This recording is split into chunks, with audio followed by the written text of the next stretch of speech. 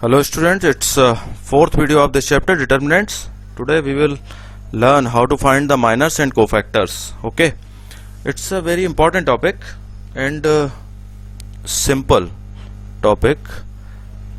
Now suppose we have a determinant a11, a12, a13, a21, a22, a23, a31, a32, a33. Okay,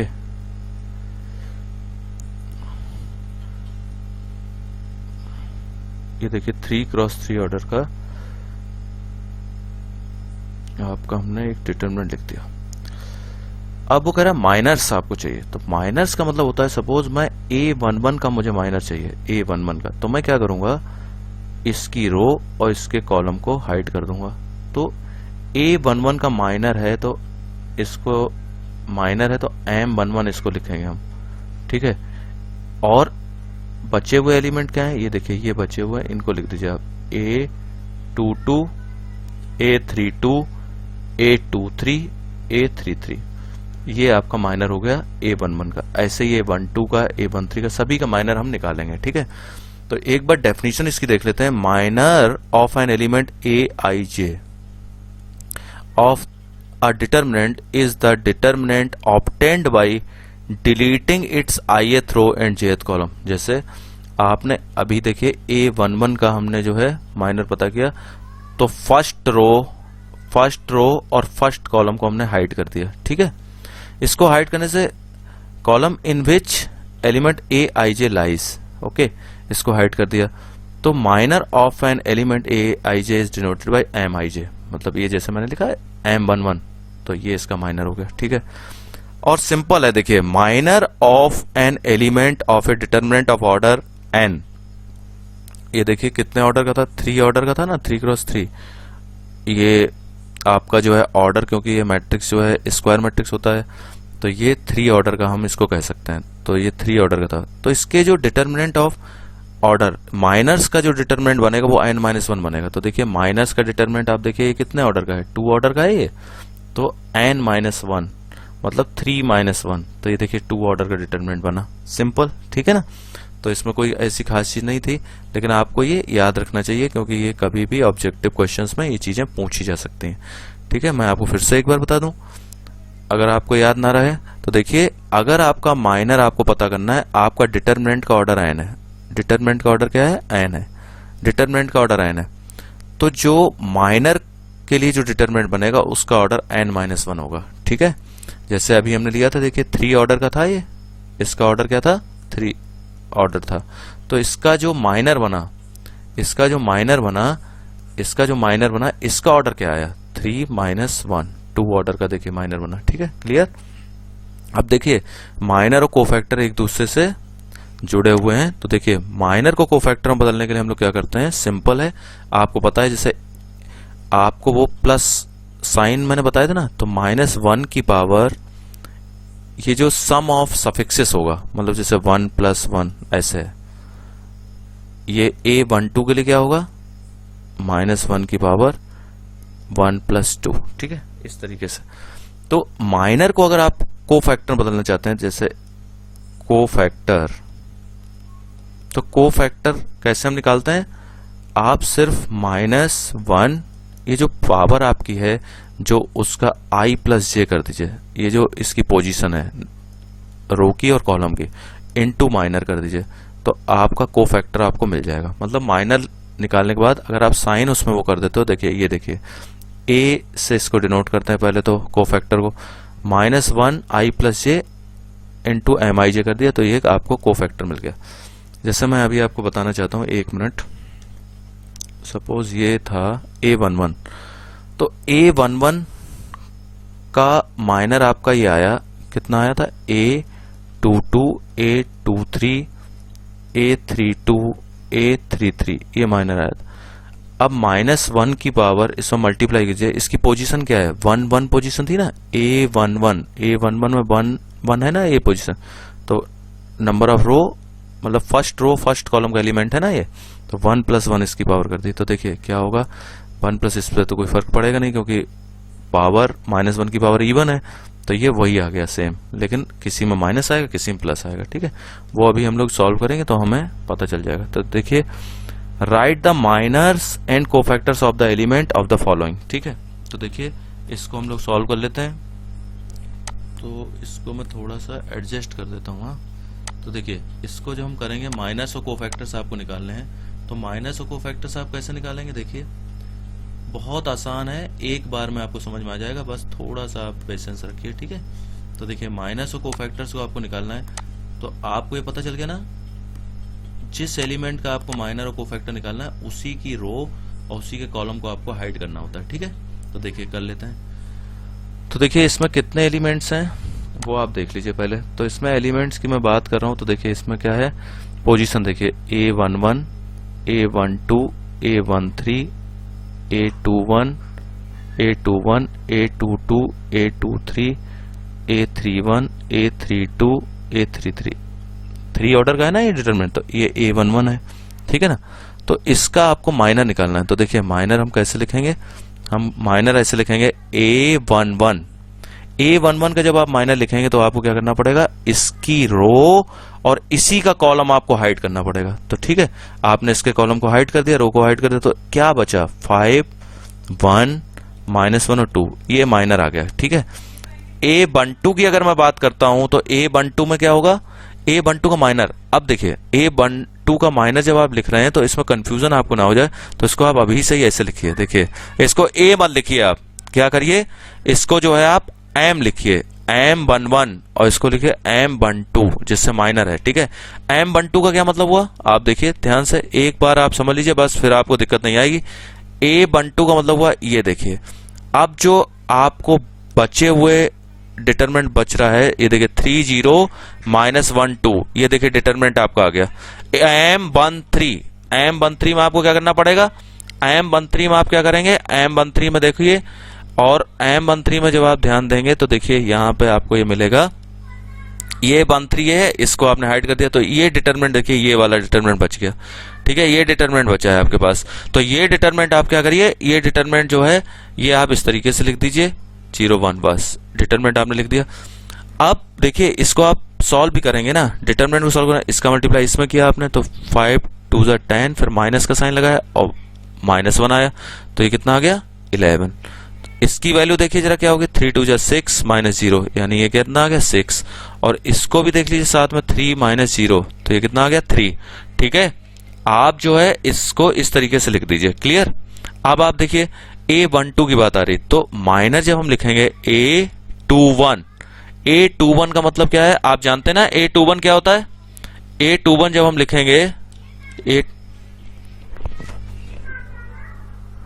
A21 जब आप लिख रहे हैं तो A21 के लिए क्या है, देखिए ध्यान से देखिए, A21 के लिए आपने क्या लिखा, ये देखिए A21 के लिए आपने इसको, और A21 के लिए आप क्या करेंगे, इसको हाइड करेंगे। ठीक है ना, A21 की पोजीशन आप देखिए। अब आपको जो दिख रहा है बचा हुआ डिटरमिनेंट जो है कितना है, 0 4 1 2, इसके बाद M22 को आप ले लीजिए। M22 को जब आप लेंगे तो आपको क्या करना पड़ेगा, देखिए M22 को मैं ले रहा हूं, तो ये देखिए इसका रो और इसका कॉलम आप हाइड कर दीजिए, तो जो डिटरमिनेंट के एलिमेंट बच रहे हैं तो वो कितने हैं, 1 4 0 2। ठीक है, अब आपको ये चीज समझ में आ रही होगी। अब देखिए जब हम इसके लिए करेंगे, देखिए A23, तो ये एलिमेंट है, मतलब इस एलिमेंट के लिए हम कर रहे हैं A23, ये है पोजीशन, तो M23 हम पता कर रहे हैं। ठीक है, M23, तो M23 में क्या होगा, 1 0 0 1, ये आ गया। इसको हम सॉल्व भी कर लेते हैं, देखिए 0 -4, यानी कि ये हो गया -4। इसको देखिए 2 मल्टीप्लाई हुआ 0, तो ये कितना आ गया, 2 आ गया। इसको देखिए 1 -0, यानी कि आ गया 1 आ गया, क्लियर। अब आप इसको देखें आगे, इसको हम और सॉल्व करेंगे, तो अरे इसको देखिए जरा, इसको अगर आप इसको सॉल्व करते हैं तो आप इसको देखिए, इस एलिमेंट का माइनर क्या होगा, A13 जो है, A13 0 है, इसका माइनर क्या होगा, इसकी रो और इसी का कॉलम को हमने हाइड कर दिया, तो ये कितना बच रहा है, देखिए 0 4 5 -1, 0 4 5 -1, तो आप यहाँ लिख लीजिए। ठीक है, देखिए 045 - 1, ये देखिए ये कितना हो गया M31, ठीक है M31 जरा देख लीजिए 045 - 1 सही है 045 - 1। अब क्या लिखना है मुझे, यहाँ पे मुझे लिखना है M32 और इधर अब मुझे चाहिए M33, तो M23 के लिए मैं लिखूंगा M33 के लिए लिखूंगा। तो देखिए इसको हमने क्या किया, फिर से एक बार आप देख लीजिए गलती ना हो कभी भी, ठीक है ना। ये फाउंडेशन शुरू हो रही है 4 मार्क्स और 6 मार्क्स के क्वेश्चंस के लिए। तो आप देखिए इसमें आपको दिख रहा होगा, तो मैंने ये देख के लिख दिया जो बचा हुआ था। क्या मैंने लिखा 1 3 2x2 ऑर्डर का मैट्रिक्स जो बचा वो मैंने यहाँ लिख दिया। और इसके बाद मैं क्या करूंगा कि ये लूंगा 3 3 वाला, तो इसमें 3 3 वाले में क्या होगा 1 3 और 0 5 ये बच गया, ठीक है। तो अब देखिए इसको हम बहुत इजीली सॉल्व कर लेंगे। तो देखिए ये क्या आ गया 0 × -1 क्या होगा, क्योंकि इसका इसमें मल्टीप्लाई हुआ तो ये हो गया 0 माइनस का साइन 5 4 जा 20, ठीक है। अब मैं डायरेक्ट बार बार लिख नहीं रहा हूं क्योंकि ये आप अब सीख चुके हैं। -1 - 12 यानी क्या हुआ माइनस का 13। इसको देखिए 5 का मल्टीप्लाई -0 तो ये हो गया 5, यानी कि आपके सारे माइनस आपको मिल गए। अब माइनस के साथ साथ मैं आपको कोफैक्टर सब बताना चाहता हूं। तो A11 A12 A13, ठीक है। अब देखिए A11 के लिए आप करेंगे -1 की पावर 1 + 1, इसके लिए जब आप लिखेंगे -1 raise to power 1 + 2 -1 raise to power 1 + 3 आपने लिख दिया। अब जो माइनस आपके आए थे M11 × M12 × M13, ठीक है। तो इनकी वैल्यूज क्या थी देखिए जरा, इनकी वैल्यूज थी M11 1163, तो मैं ये वैल्यूज यहाँ रख दूंगा। क्या करूंगा, इसकी वैल्यू आ गई प्लस हो गया और ये हो गया 11, क्या था 1163, तो मैं पहले लिख दूंगा 1163, ये लिख दिया मैंने। ये तो माइनस का आएगा और ये किसका आएगा 1 + 3 4, तो ये प्लस का आ गया, ठीक है। इसके बाद देखिए A21 A22 A23, मतलब मैं आपको क्या सिखा रहा हूं, अगर आपके पास माइनस हैं तो आप उसको क्या करेंगे कोफैक्टर्स में कैसे कन्वर्ट करेंगे, ये मैं आपको सिखा रहा हूं, ओके। तो ये देखिए ये आ गया -1 raise to power 2 + 3 × M23, clear. अब देखिए 2 + 3 मतलब माइनस हो गया, ये किसका आएगा प्लस का आएगा और ये किसका आएगा माइनस का आएगा। वैल्यूज जरा देख लीजिए क्या थी, ये वैल्यूज थी आपकी -4 2 1 -4 2 1, तो देखिए ये माइनस माइनस प्लस हो गया तो ये प्लस का आ गया, ठीक है। अब लास्ट बचा A31 A32 और A33, ये मैं कोफैक्टर्स निकाल रहा हूं, ठीक है। -1 raise to power 3 + 1 × M31 -1 raise to power 3 + 2 M32 और ये आ गया -1 raise to power 3 + 3 M33, okay. तो देखिए ये हो गया प्लस का, ये देखिए माइनस साइन और ये देखिए प्लस साइन। आप इसको कोरिलेट भी कर सकते हैं, जो मैंने आपको बताया था डिटरमिनेंट में plus minus plus minus plus minus plus minus plus, उसी से, ठीक है ना। तो ये हो गया माइनस का 20, ये देखिए माइनस का 30 और ये 5, ये मैं कहीं ये देखिए इनकी वैल्यू लिख रहा हूं मैं M31 M32 और M33 की वैल्यू, ठीक है। ये देखिए ये मैंने ये वैल्यूज यहाँ लिखी हुई हैं, ठीक है। तो ये आपका ये देखिए ये 13 ये 5 और ये 20, आप समझ गए कि माइनस से कोफैक्टर्स को मैंने कैसे चेंज किया। अब देखिए ये कहता है एवेल्युएट, ये जो साइन बना है इसका मतलब डिटरमिनेंट वैल्यू निकालने के लिए कह रहा है using cofactors of elements of third column. Third column के एलिमेंट्स को यूज करना है और कोफैक्टर्स निकालना है। तो ये क्या बात हुई, तो ये मैं डायरेक्ट आपको फार्मूला ये बता देता हूं, ऐसे निकाल देता। कौन सा कॉलम है, third column. Third column means ये वाले कॉलम की बात हो रही है। थर्ड कॉलम का मतलब क्या हुआ, एलिमेंट क्या क्या होंगे, ए, इसका एलिमेंट क्या होगा A13 A23 और A33। तो देखिए A13 के साथ कोफैक्टर का आप मल्टीप्लाई कर दीजिए, A23 A23 और A33 तो A33, मतलब एलिमेंट्स का अगर कोफैक्टर के साथ आप मल्टीप्लाई करते हैं तो डिटरमिनेंट वैल्यू आती है। मतलब सिंपल सा है, sum of the product of elements of any row और column with their corresponding cofactors. तो मतलब मैं, आप लिख भी लीजिए, याद रहेगा आपको, नहीं तो आगे फिर दिक्कत आती है। तो ऐसे लिख लीजिए आप इसको, sum of product of elements of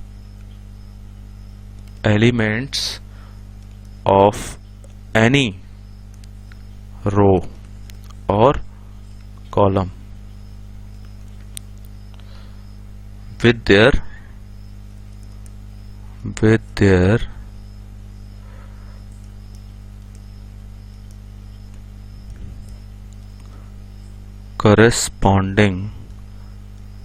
corresponding cofactors. ये स्टेटमेंट आपको याद रखना चाहिए, ठीक है। अब देखिए इसको हम किस तरीके से करने वाले हैं। तो इसको जब आप सॉल्व करेंगे तो किस तरीके, आपके पास कोफैक्टर्स होने चाहिए थे, लेकिन कोफैक्टर्स तो अभी हमारे पास है नहीं। तो देखिए हम क्या करते हैं, इसके कोफैक्टर्स पहले पता कर लेते हैं, ठीक है। इसके कोफैक्टर्स क्या होंगे, अगर मैं बात कर रहा हूं A13 चाहिए मुझे, तो A13 कैसे आएगा, पहले ये देखिए। A13 का मतलब हुआ आपको क्या करना पड़ेगा, ये आपको हाइड करना पड़ेगा, यानी कि आपके पास क्या आ गया 1YZ। ओके, A23 कैसे आएगा, A23 के लिए आपको क्या करना पड़ेगा, ये सेकेंड वाली रो को ये हाइड करना पड़ेगा ऐसे, तो ये बनेगा 1, ठीक है ना, X1Z। और A33 के लिए आपको क्या करना पड़ेगा, जरा मैं इसको साफ कर देता हूं, A33 का मतलब हुआ ये A33, तो ये आपके पास आएगा 1X1Y, ठीक है। अभी ये माइनर्स हैं, ये ध्यान रखने वाली बात है, ये माइनस है क्योंकि हमने इसमें साइन का ध्यान नहीं रखा। तो साइन कैसे ध्यान रखेंगे, plus minus plus minus plus minus plus minus plus, ये साइन होता है, ये साइन होता है, ठीक है। तो इसमें क्या हुआ देखिए, तो ये प्लस माइनस प्लस, मतलब प्लस का साइन यहाँ आएगा, माइनस का साइन यहाँ आएगा और प्लस का साइन यहाँ आने वाला है। तो हमने क्या किया, इसको जो है देखिए सॉल्व किया, तो इससे आने वाला है Z माइनस वाई, और इससे क्या आने वाला है Z माइनस एक्स, और इससे क्या आने वाला है Y माइनस एक्स, ठीक है। मतलब समझ गए ना, पहले इसका मल्टीप्लाई फिर माइनस साइन फिर इसका मल्टीप्लाई। तो यानी कि आप लिख सकते हैं Z माइनस वाई, ये हो गया आपका X माइनस Z, और ये आपका हो गया Y माइनस एक्स। ओके, तो देखिए आंसर कैसे आएगा। आंसर के लिए मैंने पहले ही आपको बता दिया था A11, ये देखिए A13 है, A13 में क्या था भाई, देखना पड़ेगा पहले। A13 में क्या है, A13 में YZ। अच्छा, तो लिख लेते हैं, यहाँ लिख लीजिए YZ, और A13, ये जो कैपिटल A13 है कितना हो गया Z माइनस वाई, फिर प्लस का साइन। A23 में गया है ZX, और X माइनस Z हमने लिखा, फिर प्लस लिखा, और हमने लिख दिया XY, और इधर लिख दिया Y माइनस एक्स, ठीक है। ये आपका आंसर हो जाएगा। और अगर आपको और सिंप्लीफाई इसको करना है तो पहले आपको क्या करना पड़ेगा, थोड़ा इसको सिंप्लीफाई करने के लिए कुछ नहीं है, आप पहले इसको अंदर मल्टीप्लाई कर दीजिए, उसके बाद पेयरिंग कर दीजिए, और उसके बाद सिंप्लीफाई करेंगे, ठीक है। ये आपके लिए होमवर्क है, अपने आप कर देखिएगा थोड़ा सा। अब देखिए ये जो क्वेश्चन आप देख रहे हैं, ये जो क्वेश्चन है आपका फिफ्थ क्वेश्चन, देखिए फिफ्थ क्वेश्चन में क्या दिया हुआ है भाई, ये कह रहा है AIJ क्या है, कोफैक्टर्स हैं, और AIJ मतलब AIJ जो स्मॉल वाला है इसका कोफैक्टर ये है, ठीक है। देन वैल्यू इसकी चाहिए। तो ये तो अभी अभी हमने डेफिनेशन पढ़ी ना, ये देखिए ये डेफिनेशन आपने पढ़ी, ये मैंने अभी आपको डेफिनेशन लिखवाई, sum of products of elements of any row और any column with their corresponding cofactors, with their corresponding cofactors, उसी से तो ये बना, ये वाला जो आपने देख रहे हैं ये इसी से तो हमने निकाला था। तो इसको देख लीजिए, आपको चाहिए तो ध्यान से देखिए, A11 A31 है, तो इसका मतलब ये गलत हो गया, A11 A21 ये यहाँ पे गलत आ गया, A21 A11 ये भी गलत हो गया, A11 A11 A21 A21 A31 A31, इसका मतलब ये D सही है, D इज करेक्ट। ठीक है, एक छोटा सा स्टेटमेंट और है, वो भी आप नोट कर लीजिए, ये बहुत इंपॉर्टेंट स्टेटमेंट है। देखिए वो स्टेटमेंट क्या है, आप देखिए, इफ एलिमेंट्स ऑफ अ रो और कॉलम, ठीक है ना, रो और कॉलम मैं इसलिए बोलता हूं क्योंकि अगर आप रो के रेस्पेक्ट में एक्सपेंड करते हैं या कॉलम के रेस्पेक्ट में, आपका जो है डिटरमिनेंट वैल्यू सेम आती है। ठीक है ना, are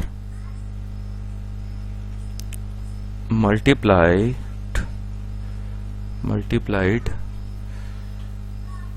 with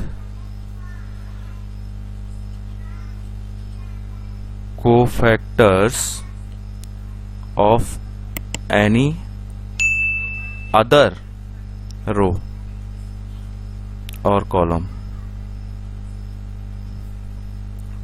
then their sum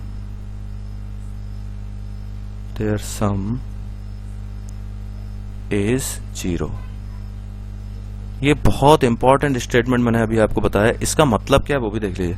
suppose ये आप जो है डिटरमिनेंट वैल्यू निकालने की कोशिश कर रहे थे, और ये सपोज मैंने ये लिया A11 लिया और इसके साथ मैंने A21 का मल्टीप्लाई कर दिया, A12 के साथ मैंने इस तरीके से करता गया मल्टीप्लाई, और ये मैंने मल्टीप्लाई इस तरीके से किया। ठीक है, मतलब रो कोई है और उसके कोफैक्टर्स कोई दूसरे हैं। मतलब मैं ये कहना चाहता हूँ, एक बार फिर से देखिए, एलिमेंट्स ऑफ ए रो, किसी भी रो के एलिमेंट जो हैं उनका आप एनी अदर रो के एलिमेंट या कॉलम के साथ मल्टीप्लाई अगर करेंगे, अगर कोई रो है और किसी और रो के जो कोफैक्टर्स हैं उनके साथ अगर आप मल्टीप्लाई कर रहे हो कोफैक्टर्स के साथ, तो यहां देखिए, यहाँ A11 A12 A13 मतलब ये फर्स्ट रो के एलिमेंट्स हैं, और ये जो कोफैक्टर आप ले रहे हो, कोफैक्टर आप किसके ले रहे हो, कोफैक्टर आप ले रहे हो इसके सेकेंड रो के, मतलब एलिमेंट्स हैं R1 के, और कोफैक्टर्स आप किसके ले रहे हो, कोफैक्टर्स आप ले रहे हो R2 के, तो इनका जो मल्टीप्लाई होगा तो वो 0 आएगा। ये इसका मतलब ये हुआ ये 0 के इक्वल है, ये 0 के इक्वल है, ये 0 के इक्वल। ये बहुत इंपॉर्टेंट चीज है जो आपको ध्यान रखनी चाहिए। ओके, ऐसे बच्चों बहुत मेहनत करते रहिए। ठीक है, थैंक यू।